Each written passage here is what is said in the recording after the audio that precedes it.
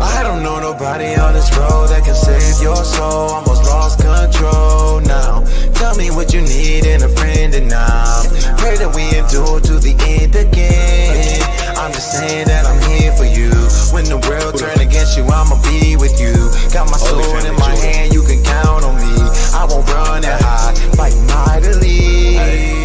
Waiting on your house shot. See the Jacob, I'm the apple of my father's eye. I learned the truth for who I was and it made me cry. If I don't keep the laws of Yah, then I'm gonna die.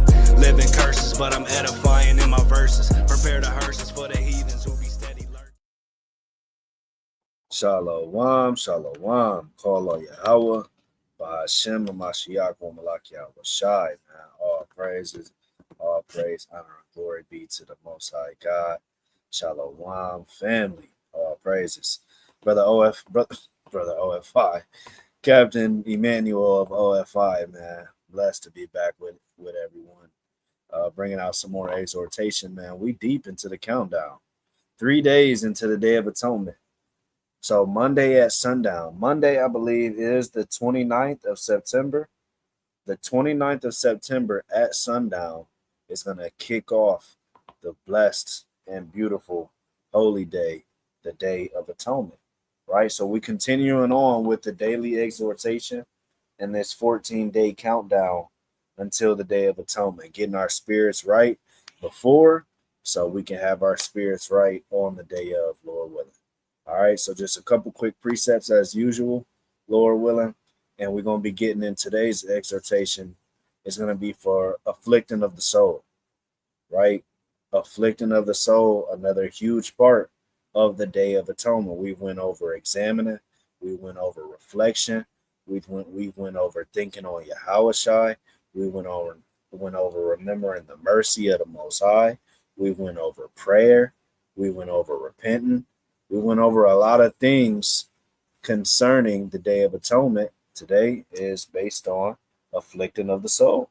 Let's go to the book of Ezra. We're going to the book of Ezra, chapter 8. And verse number 21. Salaki. Let me go to the standard. Ezra 8:21. Sometimes that old English just trip you up a little bit. Finding the Apocrypha on this website, I like to get into the standard. All right, Salakia, the computer is going slow. So I'll just read it. Computer going slow. All praise to the Most High. Here we go. It says, Ezra 8:21. Then I proclaimed a fast there at the river of Ahava, that we might afflict ourselves before our God to seek of him a right way for us and for our little ones and for all our substance. So a part of afflicting your soul, a big part of it, a familiar part of it when we talk about afflicting our soul in a biblical sense, goes into fasting. That's exactly what's happening on the Day of Atonement. It's a fast, no food, no drink, no water, no nothing, from sundown to sundown. So from Monday night sundown to Tuesday night sundown, there will be no consumption of food or drink. And that's going to go into afflicting your soul before the Most High, right? That's going into afflicting your soul. Now, real quick, let's get the blue letter. Let's get the blue letter online Bible. And let's go to that Ezra 8. Let's go to that Ezra chapter 8. Go down to verse 21. Go to our tools. We're going down to Salakia, passed it already, that we might afflict ourselves. So we're going here to go into afflict. It's H6031, right? And we have here the biblical outline usage: to afflict, oppress, humble, be afflicted, be bowed down, right? to become low, downcast, to humble, weaken oneself. Let's go on down into the definition. It says to depress, right? It says abase oneself, right? To chasten self, deal hardly with, right? Humble, weaken, submit self, right? So you gotta take the meat off the bone. Not every single definition is gonna apply in this context. Remember, context supersede etymology. So in this specific context, we're looking at the things like to humble, right? To afflict, to be bowed down, to weaken oneself. We afflicting ourselves before the Most High.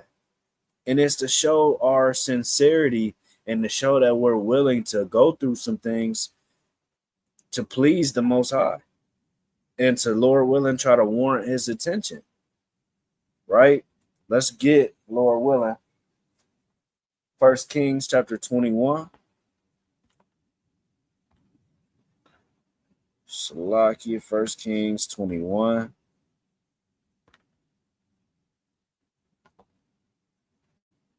And 27, I believe. Yeah, 27 through 29. 1 Kings 21 and 27. It says, and it came to pass when Ahab heard those words that he rent his clothes and put sackcloth upon his flesh. Now, sackcloth is like a scratchy, itchy type of material, right? It's not good looking. It's not flashy. It's literally a dowdy type of look, right? He said he put sackcloth upon his flesh and fasted and lay in sackcloth and went softly. So Ahab was trying to afflict himself during his fast. And that's part of what the Day of Atonement is about. Fasting and afflicting your soul.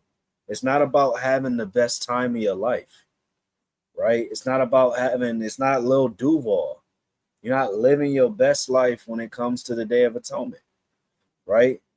You are fasting, afflicting yourself, examining, having that sorrowfulness that leadeth unto repentance, right? I know I say that every video, but man, it's just so prominent. Verse 28. And the word of Yahweh came to Elijah the Tishbite, saying, seest thou how Ahab humbleth himself before me? See that? Hey, that was a humble thing for Ahab to afflict himself, double affliction, the fasting and the sackcloth upon his body. That's a double affliction. Because he humbled himself before me, I will not bring the evil in his days, but in his son's days will I bring evil upon his house.